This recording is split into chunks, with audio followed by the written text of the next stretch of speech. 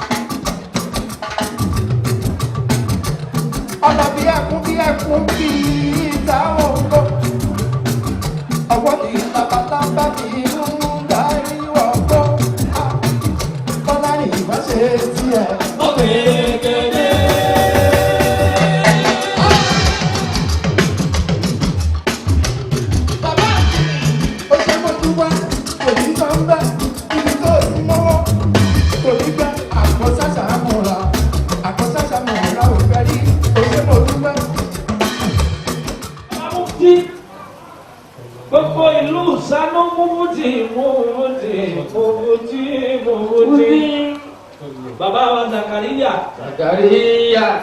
Akina di máa ń jẹ búbútí. Zakaria. Bàbá làkì bí mo ti wò wọ́n yìí. Zakaria. Mo kí yín púpọ̀. Zakaria. Asadu la máa ń gbé ní ọba làkì. Zakaria.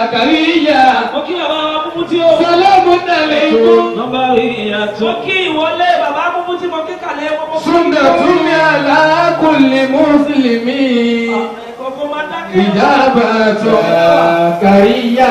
Kákìyàn kó sì tù wá ládùúrú owó yìí. Zakaria. Bàbá lọ́wọ́. Zakaria. Kíkí lásán. Zakaria. Bàbá ẹ̀ níye náwó. Zakaria. Owó ní tọ́lọ́ yín. Zakaria. Ọlọ́run ò ní jẹ́ owó tì. Zakaria. Owó àwọn ẹni ọlọ́run kì í lọ́dọ̀ ẹ̀yẹ́ wọn kí wà kó àgbà. Zakaria.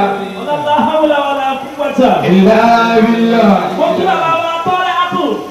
Sunnatun nabawiyyatun.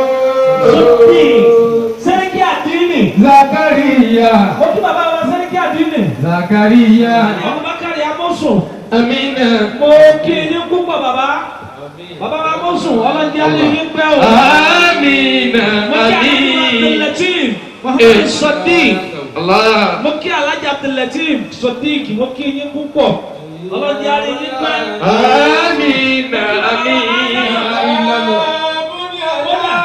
Kódà síwájú ìmọ̀ọ́mù. Allah. Salamu alaykum. Mo kí ìsáàsù wa ọ̀gá mi. Salamu alaykum. Oníwàásí gbogbo Isalu. Alájí wa Mùsùlùmí. Mo kí ìsáàsù wa Ismail Muhammadu. Jamiu. Astaghfirullah. Ọ̀fàwí. Wọ́n máa bẹ̀ ò tí ì pé. Bàbá àfà ọlọ́dún arí ní pẹ́ẹ́pẹ́. Ẹ máa dá sí láíláí ni. Àmín. Ẹ ní dẹ́ni àná ẹ̀ ní ṣáláì. Astaghfirullah. Mo kí iná púpọ̀. Mo kí barista wa tẹ̀mí. Adamalla hayatahu. Ṣé ọjọ́ ó ti di lọ́yà léni? Innahu kana ghaffara. Ẹ̀yin Isalu ẹ kú oríire o. Torí ọ̀rọ̀ tó bá ti dàrú lọ́mọ ló tó pé ṣùgbọ́n ó tọpẹ́ lọ. Ọ̀rọ̀ tó bá ti dàrú lọ́mọ ló tọpẹ́ ó tún tọpẹ́ lọ. Ibi inú ìlú tá a bá ti rírù bàbá Adinni yìí.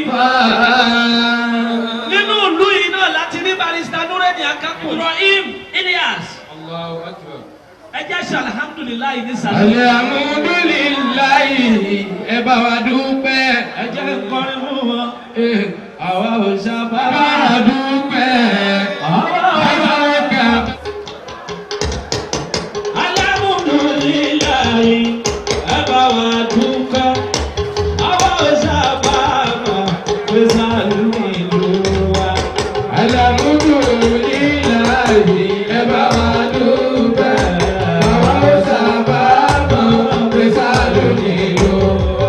Àwa ò sábà mọ̀ pé Isalu ìlú wa. Alhamdulilayi ẹ bá wa dúpẹ́. Àwa ò sábà mọ̀ pé Isalu ìlú wa. Ṣé wọ́n sábà mọ̀ ibi tádé tó ṣe dá wọ́n sí? Àwa ò kábàámọ̀ pé Isalu ìlú wa. Láyé ẹ bá wa dúpẹ́. Àwa ò sábà mọ̀ pé Isalu ìlú wa. Bẹ́ẹ̀ bá lè fìlú ẹ̀yẹ́ gan. Ànábì ní ẹ̀yọ̀ bá ànábì dáadáa. Sallallahu alayhi wa sallam. Ó ní hibbul watani min al-iman. Àwọn kan nínú ayé rọ́ọ̀bù àdìsí ni kódà kọjá àwọn sọ̀hábà ló wù bí èyí bá ti kábùkù bá nàbì.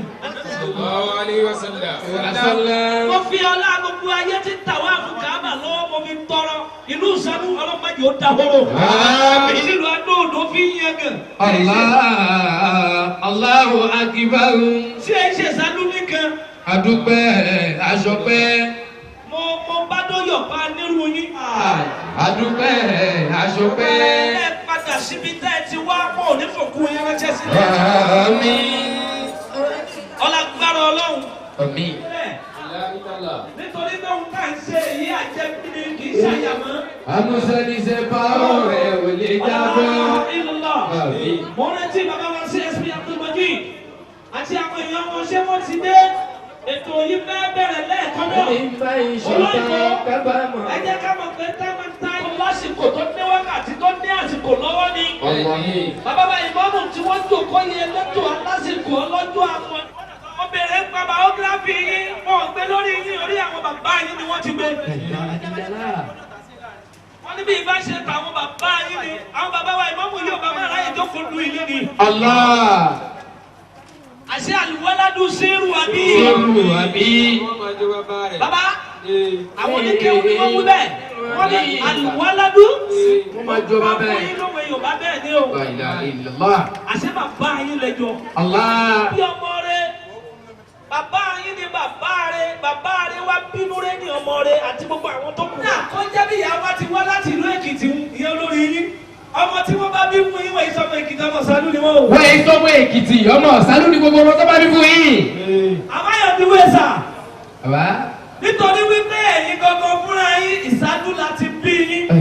Ìlàlá. làfọ̀ tí àyẹ̀ fi sọ kẹ́bà nínú náà bà ní àbọ̀nà iná wọ́n bẹ̀rẹ̀ túnẹ̀ ẹ̀ wá sọ lé bàbá nù ọlọ́run bá kẹ́ ọmọ mi ẹ má bínú bí mo ti lo ohun yẹn o tó bá kẹ́ ọmọ mi tó kẹ́ nínú ọlá tó kẹ́ nínú ọlà tó kẹ́ nínú ipò tó kẹ́ nínú àpọ́nlé bẹ́ẹ̀ ti wà yìí bí ó bá ṣerú nǹkan tí ó ṣe yìí kò ní dúró ní oko yìí á wò pé Ìsàlù oko ọlọ́run tí ò ṣe yín lọ́mọ àlè ẹ̀ ní jọ́mọ àlè láíláí ọ̀làgbára ọlọ́run àwọn ọmọ tẹ́ ẹ bá bínú ní jọ́mọ wọn kọ́ ọmọ kan lẹ́bàá jẹ́ báyọ̀ mi para Àmín. ọ̀làgbára ọlọ́run làwọn ọlọ́wàlà kú wàtà. alọ́bí àdúrà bẹ̀rẹ̀ lẹ́ẹ̀kan náà sà láṣẹ bàbá ìmọ̀mù gbogbo ìlú Ìsàlù àdúrà bẹ̀rẹ̀ láti ẹnu bàbá wa akin ní máa ń ṣe nǹkan akin. ọmọ aláṣẹ ni ẹ káṣẹ mú bàbá wa mufti gbogbo ìlú Ìsàlù pọ̀lì ìlàtúnṣe alimokabra alimobajal asheikh Zakariya Muhammadu Siddiqi. Bismillahirrahmanirrahim. Wassalatu wassalam ala ashrafil mursalin Sayyidina wa habibina wa maulana Muhammad Sallallahu alaihi wasallam. wa ala alihi wa sahbihi wa sallim. Àkí Ọlọ́run. Allahu akbar. Òjíṣẹ́ ńlá Muhammad Sallallahu alaihi wasallam. Ànábì ní ubul waqf wajib ubul waqf min al-iman. Sallallahu alaihi wasallam. Ọ̀ranyàn ni kéèyàn nífẹ̀ẹ́ ìlú ẹ̀. Tẹ́yìn bá wá ní àdísì yẹn pé ó wà dọ̀yìí. Á bèèrè pé tírà mélòó ló ti kọ. Akí bàbá wa ìmáàmù àgbà fún gbogbo ìlú Ìsàlù. Adamallahu hayatahu. Ọjọ́ tí wọ́n bá ti bíyàn náà ni yóò ti máa bọ̀ pẹ̀lú tí ó jẹ́. Allah. Ìjẹ́ ìmáàmù agídíkọ́ ni wọ́n fi ń jẹ. Ó dàbí àbẹ́rẹ́ ní láàyè agídíkọ́. Ẹ̀yà lè sáré má jẹ́ ìyànú ayé. Àmọ́ ibi tọ́lọ̀ ń fi sí látara yí pé ó ti bẹnu kádàrá yín náà ni. Ọba tó wá aṣọ yìí lò ní ọlọ́mọdé ilẹ̀ láíláí. Àmín. Ọlá yí pé wọn ò lè sàmí fún yín dáadáa. Àmín. Ọlọ́run ṣe láti ń jẹ́ Muhammad. Sallallahu alaihi wasallam. Makani amiri al-yawmi fayanqusu amruhu yakunu kalimu amuru fi suni rabbihi. Allah. وكذوب وكامل إمامة على جسد لا علم ولا قوة wọ́n kí àwọn mayamaya níkalẹ̀ wọ́n kí àfọ́ àwọn oníwàásí gbogbo lẹ̀ yìí ọlọ́mọsẹ̀ jẹ́ ká rí wọn pẹ́ ọlọ́ṣẹ́ láti jẹ́ mahama ọ̀fà ọlọ́kọ̀ wọlé Al-Qur'ani ọlọ́mọdé ìlànà wọ́n kí àfọ́ àjẹlí ọlọ́mọsẹ̀ bá dúró tì í ọlá títóbi Al-Qur'ani ṣé wọ́n lọ́wọ́ ṣàdáwò Allahumma amin. a máa ń bẹ̀yàn lọ́rọ̀ sọ ńgbà míì ẹni tí wọ́n bá ní ó sọ̀rọ̀ àwọn tó mọ̀rọ̀ gbọ́ wọ́n bẹ́ kàlẹ̀ jù lọ àwọn kan àwọn mọ̀rọ̀ gbọ́ bí wọ́n bá sọ̀rọ̀ kan wọ́n pín sí mẹ́wàá Mashallah. bí wọ́n bá sì ń bọ̀ ńlẹ̀ yìí nítorí tọ́lọ̀ ń lọ sílẹ̀ yìí kò kò jọ wa wọn bí wọ́n bá bọ̀ ńlẹ̀ yìí pẹ̀lú kéwú yóò farabalẹ̀ ní aláàjì wa mọ́ kí bàbá wa Balógun mọ́ kí gbogbo jàmá mọ́ kí bàbá wa dínú kírun wọ́n máa jẹ́ ó jọ yín lójú wọn lẹ́yìn lẹ́kọ́ wà lìjẹ́nà lè ṣíwájú wa wà lìjẹ́nà orí ọ̀fẹ́ tó wà fún yín pé lè dìde wòkú láàkì àmà dìde pẹ̀lú bàtẹ́ ni ọlọ́run wọlé Al-Qur'ani ọlọ́mọṣẹ́ ìsàlù wa wọ́n bẹ̀rẹ̀ sọ́dọ̀ àwọn ìyá wa àti ìyá Adinni àti ìyá sẹ̀bà dúró tiẹ̀ nìkan yín ọ̀làlá ilaha illallah ọ̀làmọ́ ẹ̀mọ́ rasul àdúrà tí wọ́n ní kí n bá ṣe òrùjú rárá náà a sì jọ kàwé ẹ senior mi léwe ni ọlọ́run tó wá kádàrá wípé ohun tí ẹ fẹ́ padà wá dà bàbá àti ìyá ò lè sọ wípé ń tẹ́ fẹ́ dàjọ́ náà ni. Allahu akbar. eléyìí tọ́lá ń wá ṣe fún yìí àkọ́kọ́ náà fi kóòlù ilé. Alhamdulillah. tọ́lá má kú ẹ̀mí fún aláìláì ọ̀làlẹ́ ti jẹ́ Muhammad. àárẹ̀ tí máa ń gbé yẹn tamọ́ tó fi máa ń di pé kò tún sí bẹ́ẹ̀ mọ́ ọlọ́run fi ṣàdáwò. Allahumma amin. wala quwwata illa billahi al-aliyyu al-azim. mo ti mọ torí ẹgbẹ́ mo ti ṣàdúrà bẹ̀rẹ̀ èmi yìí sì máa ń sọ̀rọ̀ báyìí nítorí pé àkọ́kọ́ náà ilé mi máa ń jókòó sí bí a bá sì kàn mí láàyè mi yóò mọ̀ pé ọba lèmi náà láàyè tèmi. Alhamdulillah. èlò lẹ fi kalẹ̀ ní àdúrà bẹ̀rẹ̀ èyí mo pe torí ẹ̀gbẹ́ yín nìyẹn èlò lẹ fi kalẹ̀ báyìí ládùúrà bẹ̀rẹ̀ bísímìlà. látọ̀dọ̀ ti yín nìkan. látọ̀dọ̀ yín èlò lẹ fi kalẹ̀ báyìí kí n fún yín ní máìkì. Allahu akbar. bísímìlà ó yá ẹ má jẹ́ ọpẹ́ Masha Allah kó dáa lè ràn yín lọ́wọ́ wá bá fi ẹgbẹ́ kan kó ṣe dọ́là ni àwọn tó lè ṣe wà bí. àwọn akẹ́ àwọn ọmọ yàrá yẹn tí wọ́n jókòó tì yín haza ìlànà sùtẹ́sítẹ̀ búdú kùlúbàrún. olùbáhùnmọ̀.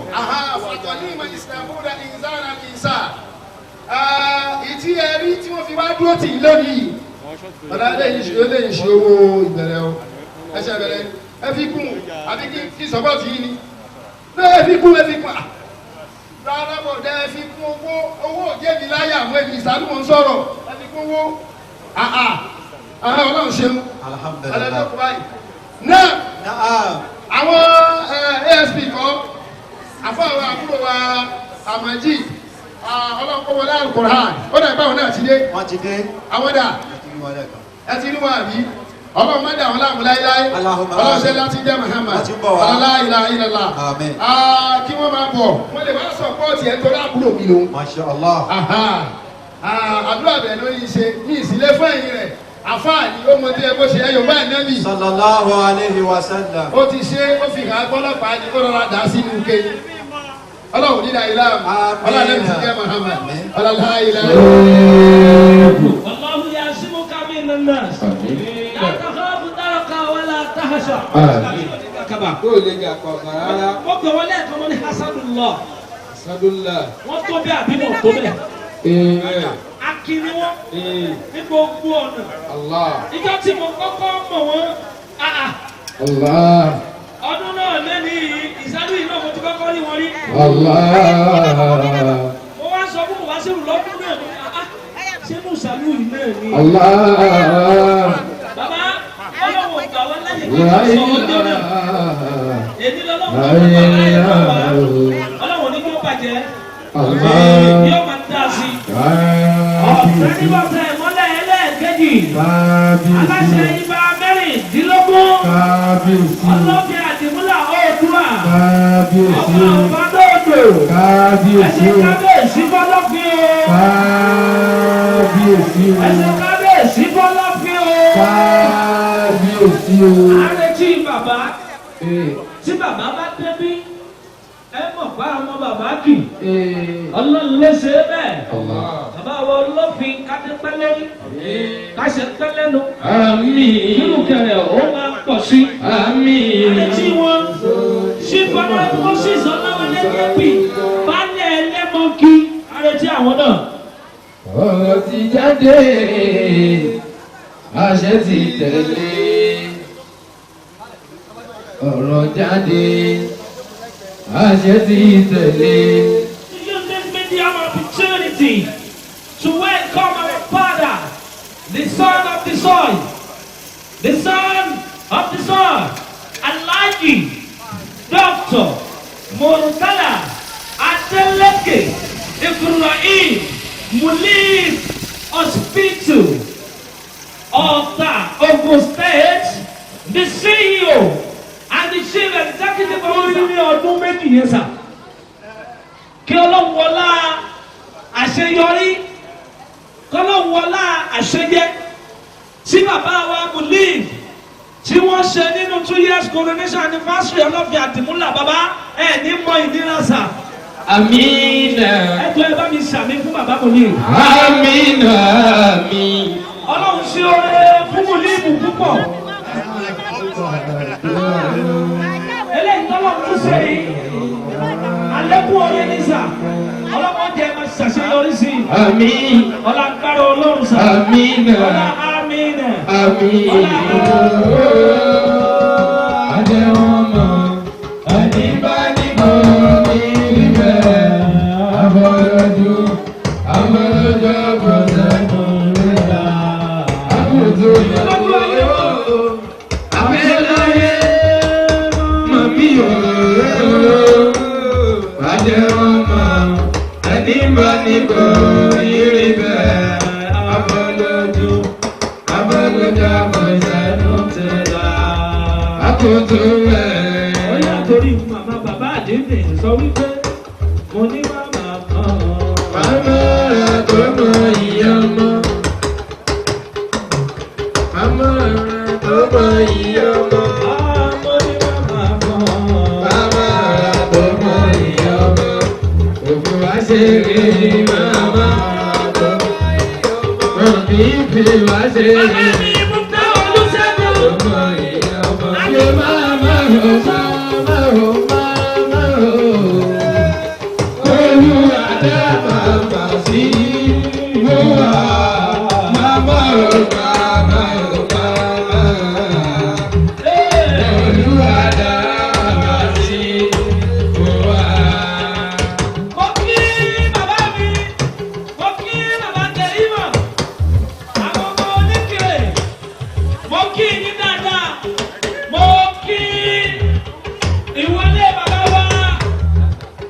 Màmá ò máa. Màmá ò màmá ò màmá ò. Olúwa dá màmá sí ìwúwà. Màmá ò màmá ò màmá.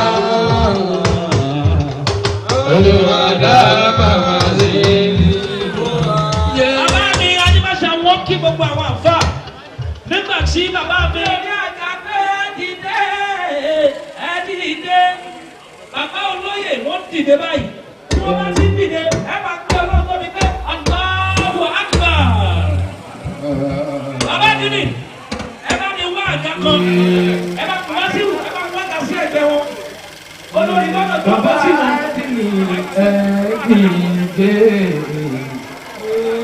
Ìyá wa Elizabeth. Màmá ẹ̀yin ni mo kí púpọ̀. Nítorí pẹ́pẹ́ ẹ̀ bá jẹ́ kí bàbá jẹ oyè yìí wọ̀n ní jẹ́. Ẹ̀yin lẹ́nu ti sáà fún ọ̀nà. Dádì, ó surprise ní àmì. Sáà. Bàbá Adinni ẹ dìde. Bàbá Adinni ẹ dìde. Mo máa gbé bàbá Adinni dìde. Bàbá Adinni. Nígbà tí mo fẹ́ gbé bàbá Adinni dìde, lọ́mọ bá délẹ̀ yìí, ó wọlé. Ọmọọba délẹ̀ ìyá aládùnmọ́rọ́. Prince Nafiu. Prince Nafiu. Bẹ́lẹ̀ yìí. Bẹ́lẹ̀ yìí àtúbọ̀ máa dára sí i. Ọmọ ọba aládùnmọ́rọ́ wọlé. Ọmọọba ní kó máma ní bàjẹ́ o. Bó ṣe ń dára kó máma ní bàjẹ́ o. Lọ́la ọ̀dọ́ kó máma ní bàjẹ́ o.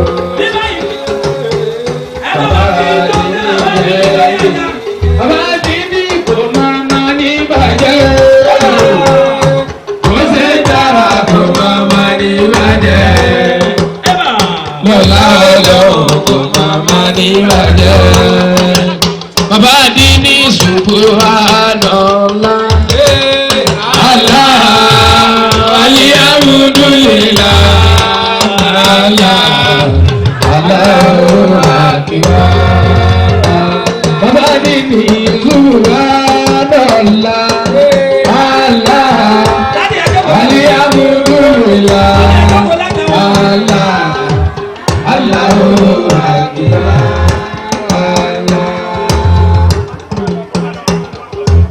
Bàbá Adinni tiwa ni kò ní bàjẹ́ lọ́lọ́lọ́run ọba adẹ́túbọ̀ máa ń dára láyé àní adẹ́túbọ̀ máa ó yà ẹni tí yóò lóògùn alẹ́ lọ́rùn. Bàbá Adinni ẹjọ́ ẹ bá mi fi àyè yẹn lẹ̀ tá a bá ti sìn wọ́n lórí àgbà. Ẹni tí yóò lọ́ọ̀tọ̀ yà ó. Ẹni tí kì í ṣe pé àwọn súnlé o. Ẹni tí ó lọ́wọ́ sí ọdún mímọ́. Ẹjẹ́ àjọ jókòó ẹjọ́ ẹ fàyè yẹn lẹ̀. Bàbá wa Mùlí àti bàbá wa Lẹ́sẹ̀ Gbàsọ̀ Fọ́dọ̀ ẹ̀fẹ̀ bọ̀ báyìí sà. Ẹni kò máa ma ní bàjẹ́ o. Kò ní dára kò máa ma ní bàjẹ́ o. Bọ́lá ọlọ́run kò máa ma ní bàjẹ́ o. Bàbá Adinni ẹ̀dá tó fẹ́ la tó sáré àṣìlá. Lọ́rọ̀ tí CSP Ẹ̀fọ́lá ẹ̀sọ́ fún kàlà lọ́la. Ìṣẹ̀dá ò ṣe táwọn kì í ṣe òun ní kọ́lọ́ tètè fún wa ṣe ní. Ó ní ẹ̀dá tó fẹ́ la tó rẹ̀ tó àṣìlá kò jẹ́ kó bí ẹ̀fọ́lá. Èní lọ́jọ́ pé tàbí ṣayẹyẹ olóyè wá. Èyí lọ́jọ́ pé tàbí ṣayẹyẹ olóyè wá. Aṣíwájú èní lọ́jọ́ pé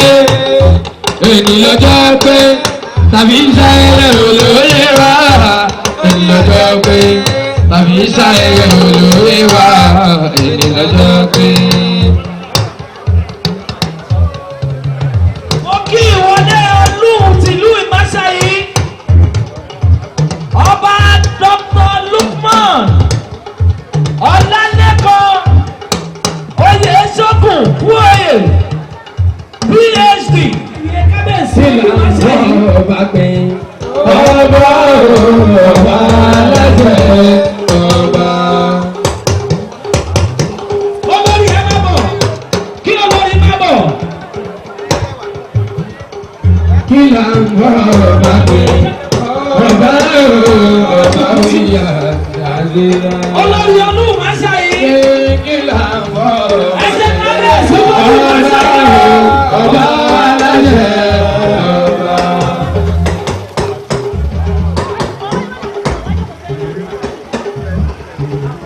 Olú Ìmáṣáyí wà bí ọmọ ọba Prince.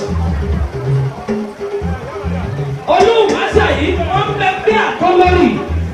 Ẹ káàbọ̀ mà. Ẹ káàbọ̀. Olùwàlẹ́bí ẹ̀ máa Ó ń ṣe lọ́wọ́. bẹ́ẹ̀ sí bàbá o. Àgọ́ yìí ti nítumọ̀. Ó ti nítumọ̀. Ẹ jọ gbogbo ẹni tó bá wà lórí ìdúró lásìkò yìí kó lọ lè jòkó.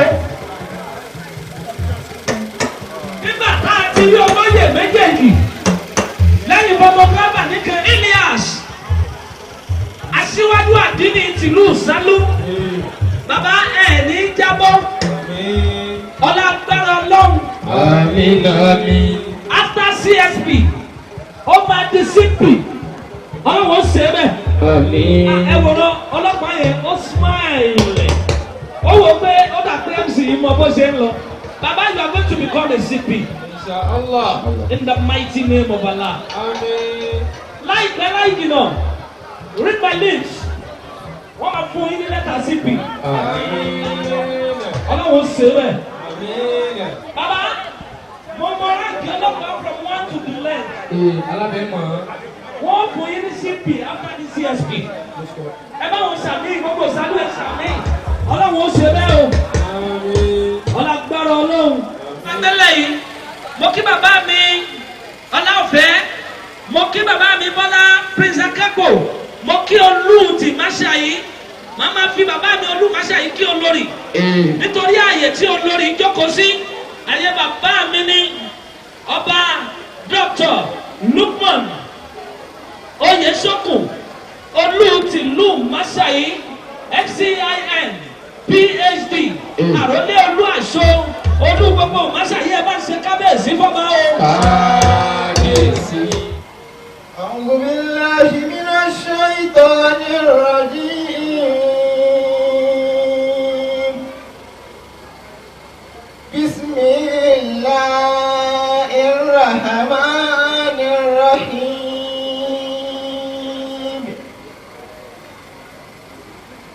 تنزيل الكتاب من الله العزيز الحكيم إنا أنزلنا إليك الكتاب بالحق فاعبد الله مخلصا له الدين ألا لله دين الخالص والذين اتخذوا من دونه أولياء ما نعبدهم إلا ليقربونا إلى الله زلفى إن الله يحكم بينهم فيما هم فيه يختلفون إن الله لا يهدي من هو كاذب كفار لو أراد الله أن يتخذ ولدا لاصطفى مما يخلق من يشاء سبحانه والله الواحد القهار خلق السماوات والأرض بالحق يكور الليل على النهار ويكور النهار على الليل وسخر الشمس والقمر كل يجري لأجل مسمى ألا هو العزيز الغفار خلقكم من نفس واحدة ثم جعل منها زوجها وأنزل لكم من الأنعام ثمانية أزواج يخلقكم في بطون أمهاتكم خلقا من بعد خلق بالظلمات ثلاث ذلكم الله ربكم له الملك لا إله إلا هو فأنا تصرفون صدق الله Allah. Àmì rẹ ni. Allah. Àmì pé tá ń ṣe lé ní àlùbáríkà wọ̀. Allah. Nígbà tí àwọn aṣíwájú àdínì àti bàbá àdínì ń jẹ oyè, wọ́n ṣí classroom tuntun míì nínú ìlú yìí. Alhamdulillahi. Kò ní wọ́n pa gbogbo àwọn ọmọ tó fẹ́ wọbẹ̀. Àmín. Àmín.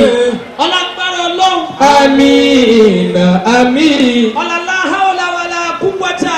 La ilaha Bàbá mi mú fún tí owó tí ń bá ti ń gbà lọ́wọ́ ẹ̀yà àti mọ́mù ní mọ̀ bí sápò. Àgòní Ní ìdí jẹ́ káwọn ọmọ wọn kó lọ́wọ́.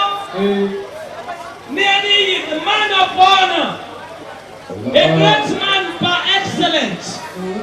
Bàbá mi Prince Abdulhakeem Akagbe inú ìlú Isalu. Allah. Congratulations to you. Congratulations. Sir, owó Kùránì àti owó àdúrà bẹ̀rẹ̀ méjèèjì ni mo fẹ́ gbà pọ̀. A sì ka 200,000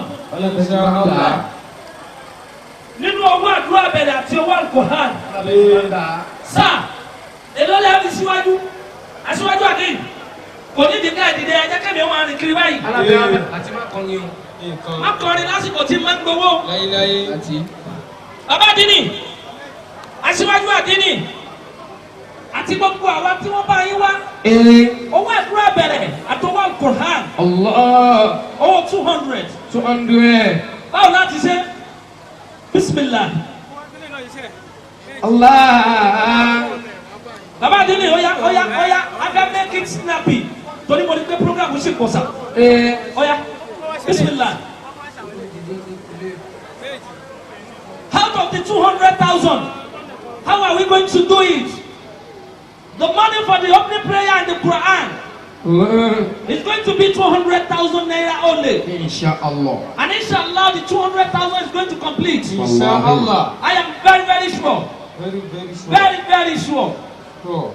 Baba ni Muli, wọ́n confirm mi lẹ́ni. Baba ni you are very perfect MC. Allah. God bless you, sir. Wọ́n confirm alábẹ́.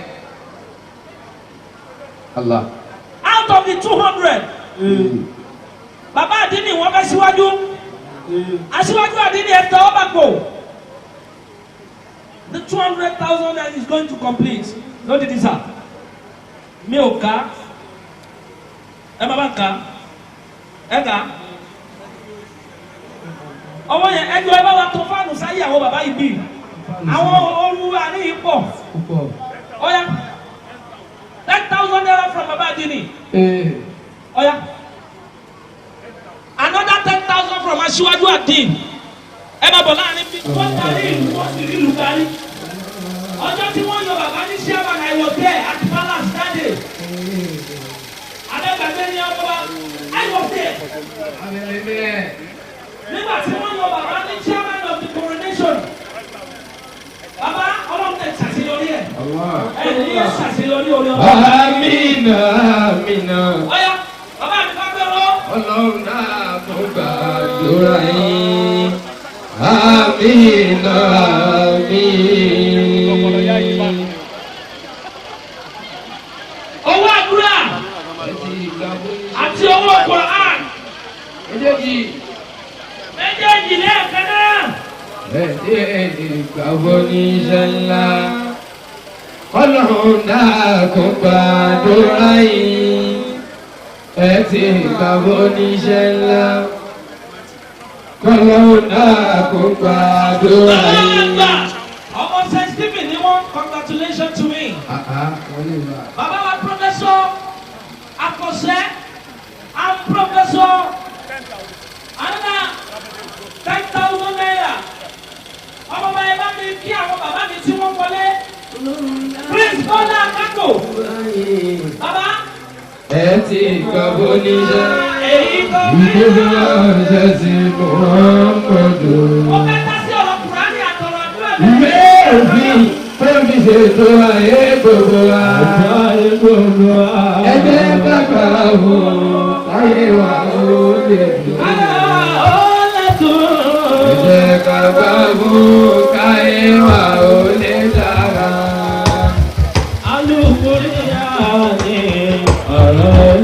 Olúwa. Èyí kò bí ránṣẹ́ sí Muhammadu. Ìwé ìrọ̀lẹ́ náà. Àlékún ìyanu ọ̀rọ̀ lọ́wọ́. Èyí kò bí ránṣẹ́ sí Muhammadu. Ìwé òfin tó ní ṣètò ayé gbogbo wa. Ẹ jẹ́ ká tẹ̀lé ayé wa ó lè dùn. Ẹ jẹ́ ká gbà mú ayé wa ó lè dá. This is the welcome address at the conferment and installation ceremony of Barrister Nureni Bolarinwa Akapo as Baba Adinni and CSP Majid Ibrahim Ilyas as Aṣíwájú Adinni of Isalu Central Mosque.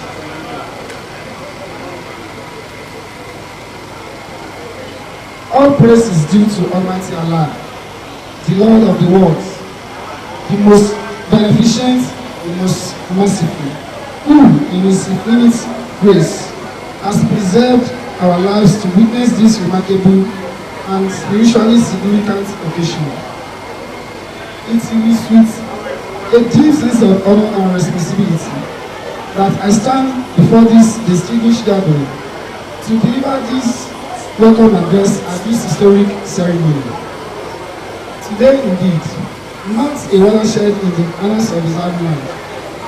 We have assembled not merely to celebrate titles, but to witness the investiture of responsibility and the reaffirmation of faith through the turbaning and installation of two eminent sons of our community, Barrister Nureni Bolarinwa Akapo as Baba Adinni and CSB Majid Ibrahim Ilyas as Ado-Odo of Isalu Central Mosque.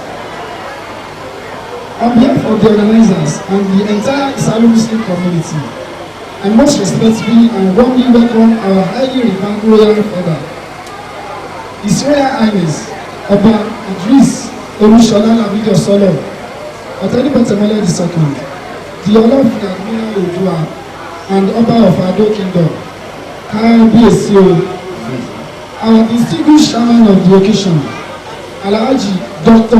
Murtala, Public Accounts and Anti-Corruption, Ogun State 10th House of Assembly, members of the Yewa Muslim Council, our revered Chief Imam and respected ulama, traditional rulers and chiefs, eminent personalities, gallant officers and men of the Nigerian Police Force, our mothers and all esteemed guests, Ekabo, Ekujoko. Your presence here today is not only merely appreciated. Pardon. Your presence here today is not only deeply appreciated. It is with a powerful demonstration of unity, solidarity, and collective commitment to the growth of Islam and development of our community. It is only fitting at this juncture to pay glowing tribute to our revered spiritual leader, Fadilat Sheikh Al-Imam Abdul Fattah Muhammad Qasim Akeem Shola, the Chief Imam of Isalu land, who was sworn into this noble office in the year 2005. And since his ascension, he has demonstrated exemplary leadership and unwavering commitment to the growth and advancement of Islamic affairs within our community. Under his stewardship, Islam in Isalu land has witnessed remarkable progress marked by spiritual rejuvenation, unity among the faithful, and the dignified conferral of Islamic titles on numerous deserving individuals. We pray that Almighty Allah preserve him in good faith, in good health, increases him in knowledge, and reward his efforts abundantly. Distinguished ladies and gentlemen, the ceremony is far from being a mere formality. It is profoundly symbolic. It is a moment of convenience, a solemn reminder that leadership in Islam is not a privilege to be enjoyed, but an honor to be discharged with fear of Allah and accountability before Him. May I remind us that Islamic leadership demands integrity where there is temptation, justice where there is pleasure, and humility where there is authority. It is in every sense a trust that must be betrayed. Therefore, the turbans being adorned today are not ornaments of prestige alone. They are emblems of duty. They signify a call to service to Allah, to Islam, and to humanity. Accordingly, the turbans are enjoined to serve as pillars of unity, fostering harmony among Muslims and peaceful coexistence with others, promote and support the propagation of authentic Islamic knowledge grounded in Quran and Sunnah, uphold moral excellence, discipline, and righteousness in both private and public life, strengthen and sustain Islamic institutions, particularly the mosque, as a center of guidance and community life. In essence, they are to become living examples of the values they represent.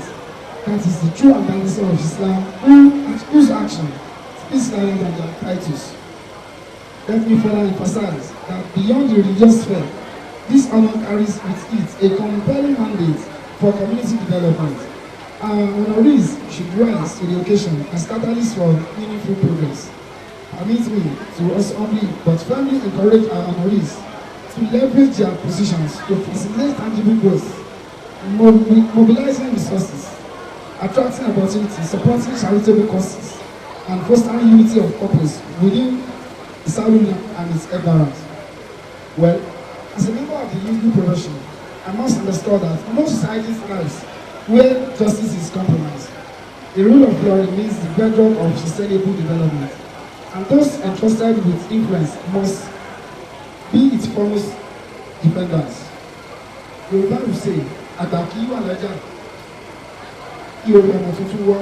Which of these means elders must not be present while the solar prevails. Your leadership, therefore, should inspire order and collective prosperity.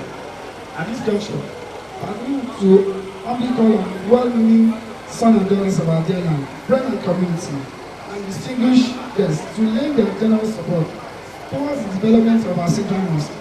You should all know that whatever we give in the cause of Allah is not yours, but invested, which is an injunction. This is our hope and prayer that Almighty Allah will make your tenure a reward unprecedented growth for Islam, enduring development for this community, and abundant blessings for all.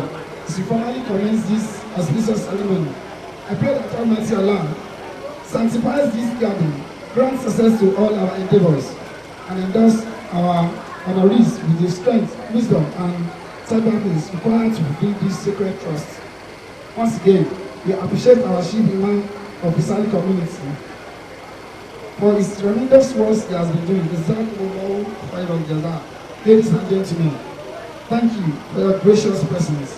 Assalamu alaikum wa rahmatullahi wa barakatuh. Wa alaikum assalam wa rahmatullahi. Ẹ tẹ̀lé bàbá kẹ́yọ̀ndé bàbá fún mi kí wọ́n máa bọ̀. Màmá ẹ̀yin lè ní bàbá bẹ́ẹ̀ o. Tẹ́ ẹ bá ti yọ̀ǹda wọn bàbá ó lè ní kẹlẹ́ ayé àtàláfíà. Àlàáfíà. Bàbá Adinni ló bọ̀ yẹn ọ̀rẹ́ Ọlọ́run.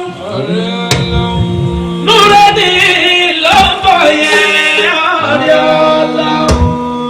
Tẹ́ bá ń gbọ́ kìjìkìjì nílùú Isalu. Nureni ló bọ̀ yẹn ọ̀rẹ́ Ọlọ́run.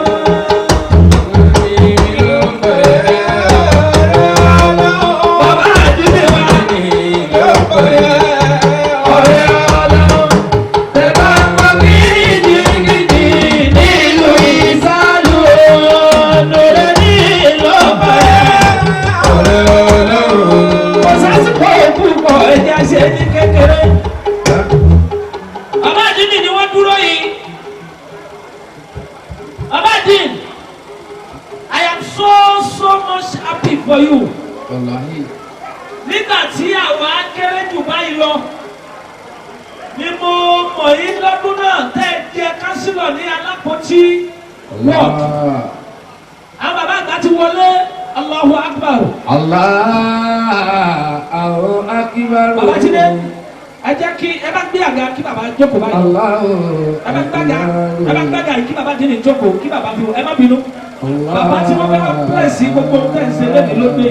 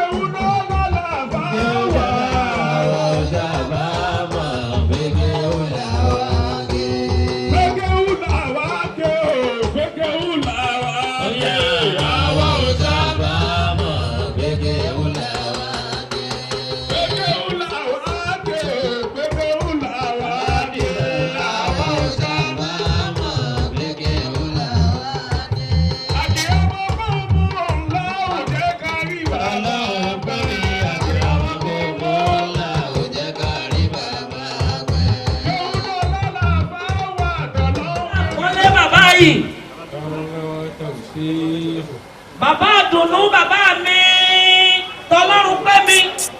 Alhamdulillah ayatahu. Ẹnu tiwa ò gbà ká pe orúkọ wọn ká kọjá ọlọ́run tọlọ́run pẹ́ mi. Yóò ní kéwù. Wọ́n wọlé pẹ̀lú bàbá wa àgbà Kéwúdọ́lá. Ó fi jọ wọn ayé pàtì. Bàbá mi àgbà tọlọ́run pẹ́ mi. Àlùkò Ní wọlé. Sílé Sáwọn àbáwò ọmọ wa ṣe. mímọ́. Kéwúdọ́lá nù. Dédé. Mo kí wọlé yín sà. Ọlọ́wọ̀n ní yóò bàjẹ́. Aṣọ mọ́fìlà. Ọlọ́run yóò máa dá sí. Àjẹkù yíyan lásán. Àbọ̀tí àkọ́ni wùlá ìka báyìí fàjí iná bíi mìsìlẹ́yìn. Àwọn bàbá àti wa lóde yìí. Tí ó sọ bẹ́ẹ̀. Ẹjẹ́ akọ́ wọlé. Ọlọ́run máa jẹ́ ó bàjẹ́ o. Ní iná bí fún àwọn bàbá àgbàlagbà tí wọ́n wọlé ọlọ́run jẹ́ mi yóò kù. Ẹjọ́ ẹ̀ bá mi ṣe fáànù yìí. Mo fẹ́ kí bàbá Adinni wà ní ṣùgbọ́n ibẹ̀ yẹn hit. Ẹ sì bá ń ṣe fáànù sí àyè ọlọ́fin bẹ̀ yẹn. Ọlọ́fin ti bẹ́ẹ̀ débí. Ẹ ṣe fáànù tọ̀ ó tún wà lọ́dọ̀ àwọn olùmọ̀ṣà yìí. Ó tún wà lọ́dọ̀ àwọn bàbá. Ẹ jọ. Ọlọ́run ayọ̀ àná. Miskinu. Mi ò fẹ́ stress yín torí hit yẹn. No. You are free man. Diaspora bá ti bá bàbá yẹn fọ́tò tán. Àwọn èèyàn yìí láti ìlú òyìnbó àwọn ni wọ́n dúró yìí. Àwọn ọmọ ìlú tí wọ́n wà ní ìlú òyìnbó àwọn Ado-Odo. Ado-Odo. Sílálejò nílùú òyìnbó jọ́sí. Àwọn ni wọ́n dúró yìí. Ọlọ́run ò ní kí ó bàjẹ́. Ṣùgbọ́n bàbá Adinni agùn táṣọ lò ní wọn. Ọkùnrin Ọlọ́run. Tẹ́ ẹ bá rí dúró wọn ẹ mọ̀ pé eré èèyàn. Bàbá Adinni mo fẹ́ bá yín dúpẹ́. Ó sì ṣe déédéé ọpẹ́. Bàbá tá a bá pa wọ́n kan mílíọ̀nù ìkọ́ dá nínú Ìsìlámù nínú mọ́sálásí náà fi túnṣe o. Wàláhì. Mo kí brọ́dà mi Fosu Peter, you are welcome. Bàbá Adinni tó bá jẹ́ pé lóòótọ́ àwọn èèyàn lẹ́pẹ̀ wá bílẹ̀dì mo fẹ́ bá yín dúpẹ́ lórí ọpẹ́ dúdú yín mo sì fẹ́ kárí 5 million. Ẹ má pariwo àwọn èèyàn kan ṣo tó lè délẹ̀ wà mí. Wàláhì. Nítorí níní ẹni tí máa ń dunú sórí olóore ní bàbá Adinni wa mọ́mì. A fẹ́ bá wọn dúpẹ́ thanksgiving lórí tiwọn àti ìdílé wọn àti ẹ̀yin gangan. Fún Ọlọ́run tó lè spare mọ́kí dọ́kítọ̀ ìrókò tó lè spare life fún yín láti ọjọ́ tí wọ́n ti mú date títí di ẹ̀nísà ọ̀rọ̀ yín ṣe débi ọpẹ́ o. Ẹ sà nínú 5 million ẹni tẹ́mi ò bu owó tí mo kù lẹ́ẹ̀kan ọpẹ́ ni o lórí yín nìkan. Ẹ sà láwọn èèyàn tí wọ́n bá yín wáyìí ó dá mi lójú pé 5 million á gbé. Inshallah. Ẹ sà mo fi Ọlọ́run bẹ̀ yín. Mo tún fọ Ọlọ́run bẹ̀ yín. Mo fi àlùbáríkà bàbá yín nínú ìlú Isalu yìí bẹ̀ yín. Lórí ìgbé ẹ̀ẹ́dẹ́gbẹ́ yín sà 5 million yẹn jẹ́ kó pé sà. Nínú owó yẹn sà àwọn èèyàn tó wà bẹ̀ ta ni kí n kọ́kọ́ pè nínú 5 million yẹn tí wọ́n fẹ́ ṣí òde 5 million owó ọpẹ́ yẹn sà ta ni mo kọ́kọ́ fẹ́ pè tí ẹ mọ̀ pé kò kú ní dójú tì mí ta ni kí n pè sà. I'm with you sir. Who is the first person that I'm going to call out? Thomas Shio, the 5 million, no one by here, sir. You always smile. God bless you. I like someone smile like you. I like to be like you too. I would like to be smiling every time, every day, every moment, every second.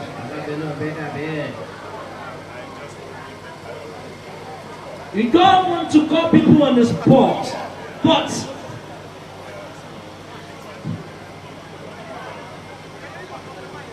I like this man.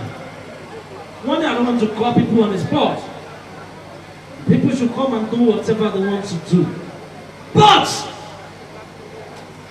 from you, sir, how much are you going to present or give us out of the 5 million? Sir. Oh, yes, sir.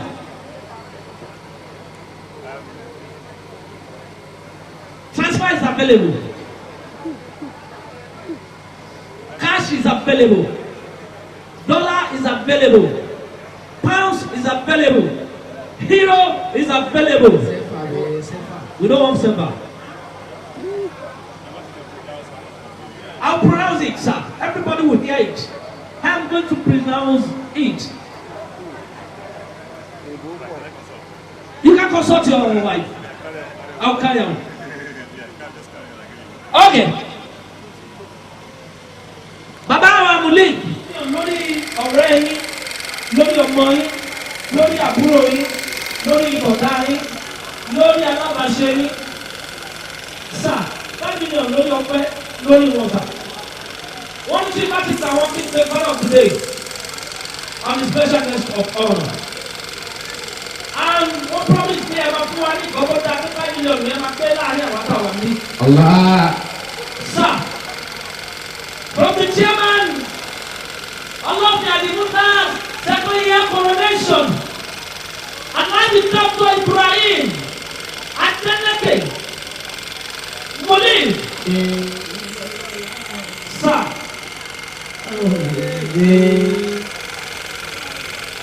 200,000 out of 5 million. That's it. Baba Dada, the man of honor. Baba, you are looking good. As old as you are still looking younger. God bless you. You are only the one who wants to die down for Allah.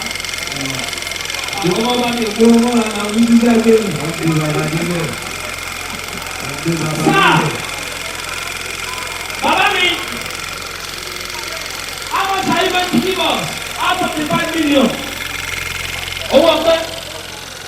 Thanksgiving. Sorry, Baba me. Barrister Nureni.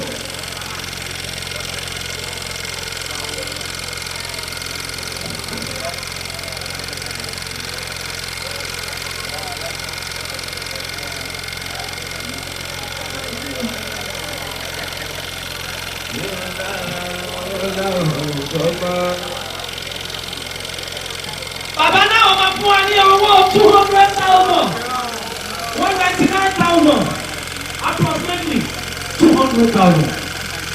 Okay, bàbá náà wọ̀ fẹ́ tó mú ní ìbò. Ọ̀hún náà ọmọ fún wa ní 199,000. Dókítà náà wọ́n yọ̀ ọ̀sán pẹ̀lú kọjá wọn.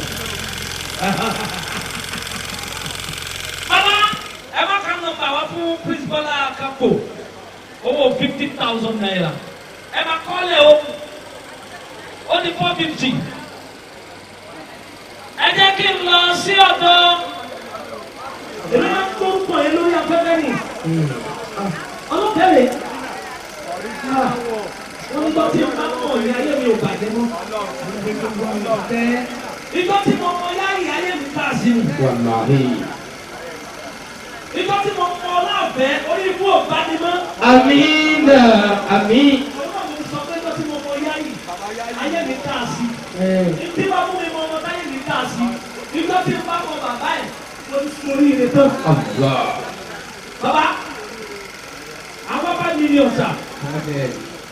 Bàbá wa Muli wọ́n ti fún yín 200. Bàbá mi Alimasa wọ́n ti fún yín ní owó 200. Wọ́n máa wọlé nísìnyí. Bàbá mi Prince Ebola Akapo 50,000. Ó máa wọlé. Ẹ jẹ́ mi ọ̀dọ̀ bàbá mi ọlọ́ọ̀fẹ́. A great man par excellence. Bàbá yìí ló lẹ́lẹ́ fún àṣà. Àwọn bàbá pounds. Wallahi. Pounds. Ẹ̀yin ò fẹ́ yìí. Ẹ mú pounds wá. Sá. Ah. Ṣé ìsọ yẹn? Ẹ jẹ́ ìsọ yẹn sá. I won't be able to say that out.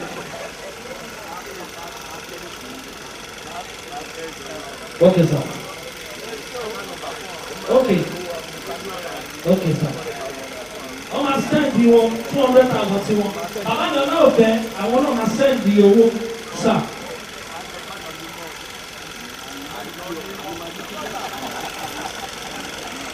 Àwọn bàbá mi ni wọ́n bá mi ṣe é ọmọ. Tí àgbẹ̀ tí wọ́n ń tọ̀ láàrin lórí agbo. Ó kọ̀ọ̀bẹ dúpẹ́ ìtọ́jú tẹ́ ṣe fọ́lọ́fin. Really? Daddy, your pocket will never dry. Amen. God bless you. Amen. Sir, lórí ọ̀rẹ́ Adinni.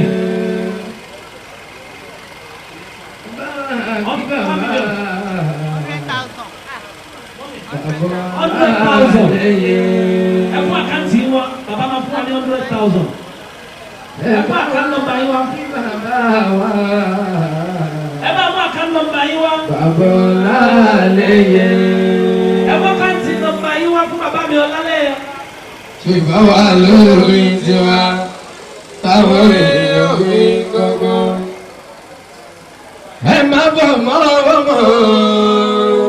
Mo bá mo kí balẹ̀ ìbàkọ̀. Ẹ má bọ̀ mọ́ ọmọ. Gbogbo balẹ̀ ni mo kí. Bàbá Musa. Ẹni bọ̀ mọ́ ọmọ ló ti ẹ̀ pa. Balẹ̀.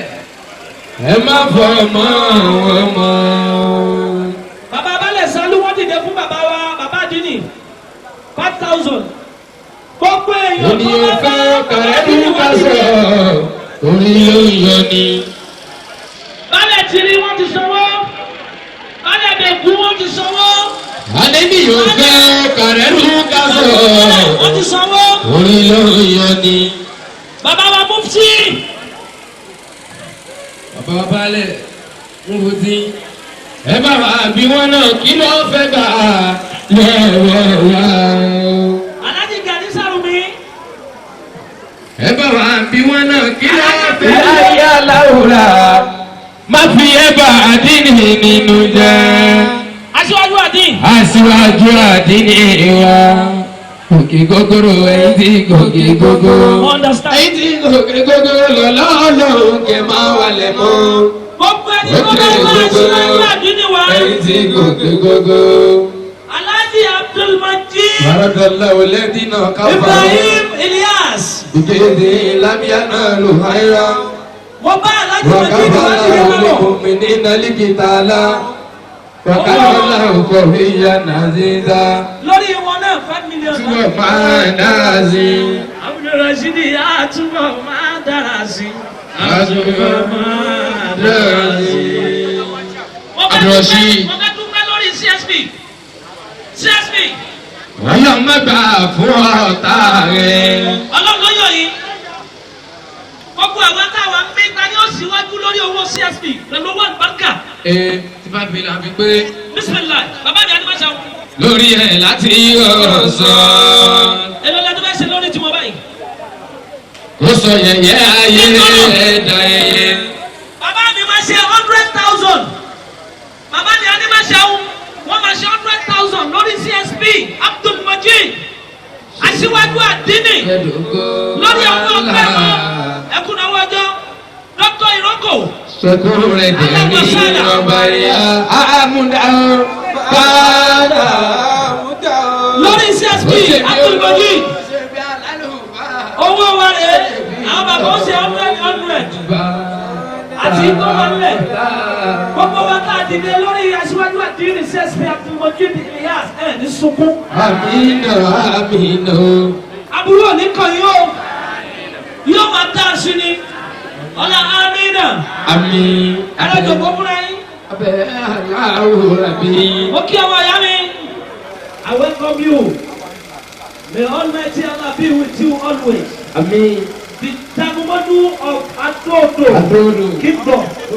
Baba Eloye náà pẹ́ o. Àmín. La hawla wala quwwata. Illa billah. A lọ síbi wáàsí. وعباد الرحمن وعباد الرحمن الذين يمشون على الأرض الذين يمشون على الأرض هونا وإذا خاطبهم الجاهلون قالوا سلاما. أعوذ بالله من الشيطان الرجيم. نحمده ونستعينه ونستغفره ونتوب إليه ونعوذ به من شرور أنفسنا ومن سيئات أعمالنا. من يهده الله فلا مضل له ومن يضلل فلا هادي له. وأشهد أن لا إله إلا الله وحده لا شريك له. وأشهد أن محمدا عبده ورسوله صلى الله عليه وسلم. الصلاة والسلام على أشرف المرسلين سيدنا محمد صلى الله عليه وسلم وعلى آله وأصحابه ومن تبعه بإحسان إلى يوم لا ينفع المال ولا بنون إلا من أتى ربه بقلب سليم. gbogbo joko adúpẹ́ fún Ọlọ́run. alhamdulillahi. adúpẹ́ fún Ọlọ́run ọba wa. alhamdulillahi. àtúndúpẹ́ náà dáadáa fọba tó ní wá. alhamdulillahi. yudabbiru yaf'alu ma yasha. ọba ṣe yóò ní. ọba tí ipa rẹ̀ ká gbogbo nǹkan. biyadihil mulk. wa huwa ala kulli shay'in qadir. lẹ́ni ṣe rí yìí kò ságbára ẹ̀dá kankan bẹ̀ lẹ́yìn Ọlọ́run. lakal hamdu ya maulana idh ata'na muradana. o ṣeun àfà. liman sha'a yu'ti aw liman sha'a yuhramu. gbogbo yìí tá a ní níjòkó yìí tá a fẹ́ fi sọ̀rọ̀ Ọlọ́run kò tó kankan. lakal hamdu ya maulana. ọpẹ́ la fẹ́ dá fọ́lọ́run púpọ̀ lẹ́ni lakal èyí. hamdu. èyí tá a wà ń bẹ̀ yìí a ti ń dájọ́ rẹ̀ tipẹ́. lakal hamdu ya maulana. ìgbà tọ́lọ̀ ní yóò yẹ wá lọ́lọ́run fi sí yìí a dúpẹ́ wípé ó ti ń yẹ wá ọlọ́mọdé ó yẹ lẹ̀. idh ata'na muradana. ọ̀pọ̀lọpọ̀ ẹ̀dá ni máa ń gbèrò kó ń fẹ́ ṣe dáadáa kọ́lọ́mù bá fàyè dáadáa lẹ̀ agbára ò sí lẹ́yìn kọ́lọ́mù bá rẹ̀. ata'na muradana. báwa ti jòkó bíbá yìí lénìí tá à ń dúpẹ́ dùnú tá à ń sọ kọ́lọ́ ń ṣeun ọlọ́run bá mi dára mí níbò mí. ata'na muradana.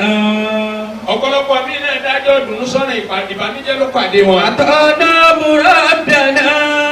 ọba tí ò ṣe tiwa bẹ́ẹ̀ adúpẹ́ lọ́dọ̀ Ọlọ́run. liman sha'a yu'ti aw liman sha'a yuhramu. ọpẹ́ tá a sì dá àfihàn ẹni títí ẹ̀ ò rí bẹ́ẹ̀. liman sha'a yu'ti. nítorí pé ibi tọ́lọ̀ ń bá kọ sí kálukú ibẹ̀ náà ní kí kálukú náà kọ sọ́lọ́run.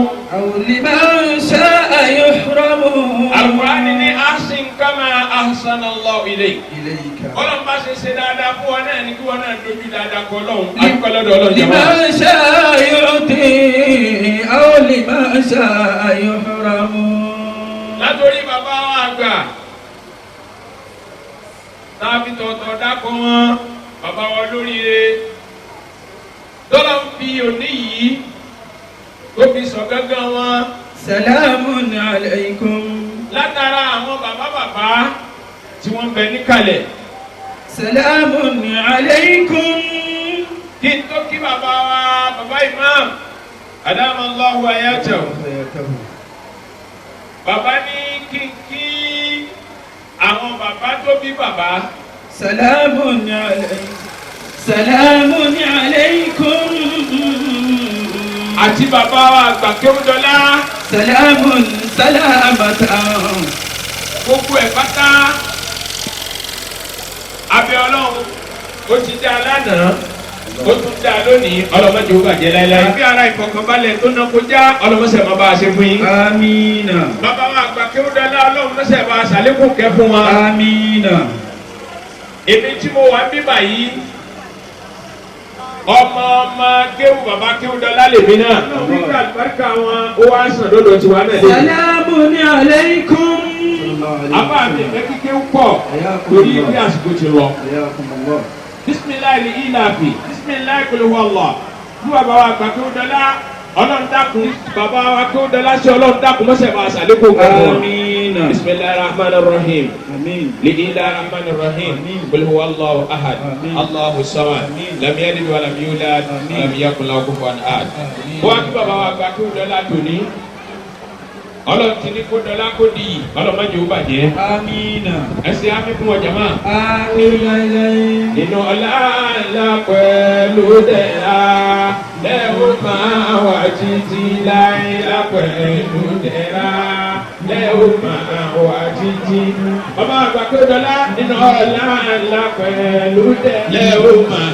Bàbá tọ́lọ̀ ń pè mí nínú ọ̀la ńlá pẹ̀lú dẹ̀ra. Àwọn àǹfà jù báyìí lọ. Ṣùgbọ́n èmi náà wà nínú àwọn elétò yìí. Ó sì ní iye wákàtí tí wọ́n fún wa. Salamun alaykum. Bàbá wa gba kọ́mọ kéwú. Ọlọ́jẹ́ mi yóò kún wa. Ọlá ànábì lọ́dọ̀ Ọlọ́run. Ọlá ànábì lọ́dọ̀ Ọlọ́run. Ọlọ́jẹ́ àdìyí pẹ́. Mo kí bàbá wa olóyè tuntun nínú mọ́sálásí wa. Ọlọ́jọ́ wọn dá sí. Amina. Bàbá wa Aṣẹ́kù Zakaria Mufti gbogbo Ìsàlù ọlọ́mọdé wọn bàjẹ́ láéláé nídàrú. Salamun alaykum. Ọlọ́lá hawla wala quwwata. Illa billahi aliyyil azim matadinina. Látara bẹ́ẹ̀ àti gbogbo àǹfà látọ̀dọ̀ bàbá wa àgbà wàá san gbogbo ilé ẹ̀sán tó dáa. Salamun salamatan. wọ́n jẹ́ rí àpadà sí orí bú. Bàbá wa MC wọ́n ti dákọ̀ gbogbo yín èmi náà dákọ̀ yín síwájú Ọlọ́run ọlọ́run ṣẹ̀bà àṣẹ ẹlẹ́sàn rí. Fẹ́ lómi láti dá nílé kan lójú. Àṣìfẹ́ kásìkò lọ. Èmi tí mo wá jẹ́ aláàbí.